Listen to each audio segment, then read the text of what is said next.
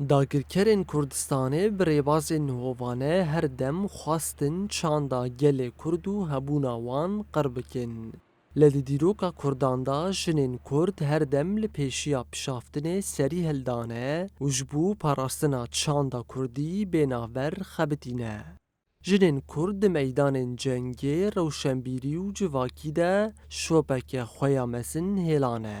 Dayika Hind Abdulqadir ya ji bajarê Kobanê jî nimûneyekê zindî ya wan jinan e. Dayika Hindê dibêje ji ber urf û adetan jinên Kurd rastî geleka stengiyan hatin. خودم تمام زمانی برگی عیب و عشورتی و ارنا باز پر خواهیریم و بگره نه بشم کن با مستقبل دی آشتی بو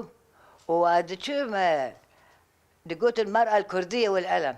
براك كرد إيشي براك كرد وأدوالي هات من دهات مهابولا دقول دبارا هارت حاجة هرجان براك كرد برای چنگ خزل میخواشتار بیشتر ریاضیش که همه بن ارشیفه کم دنگی کردستانه کن و بعد چه نجام پیراکان چه دل میخواهد با ریاضیت کرد ببری گیاجی قا خواه کرده که ببری گیا قصه خواه کرده که یعنی و مکره که و من اگه بگو حوالا که به هم واری دیره چه و حتی داوی فلکی شاری سلامت کوبانی انتی لولو Dayika Hind diyar dike ku ew çîrokên jinan helbestan li ser şehîdan û ji bo rêber Abdullah Öcalan dinivîse. كان أبطال ومسار يوزي خو حنا يوزي خالكم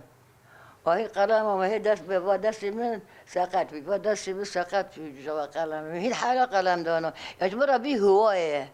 خواندن وآرينا السر كوبادي شو السر كوبادي شارك دار خست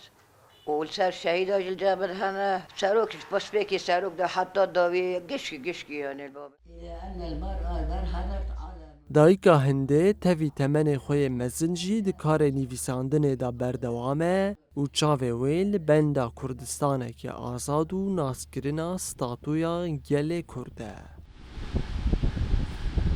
أنا عبد القادر سيف يوزيع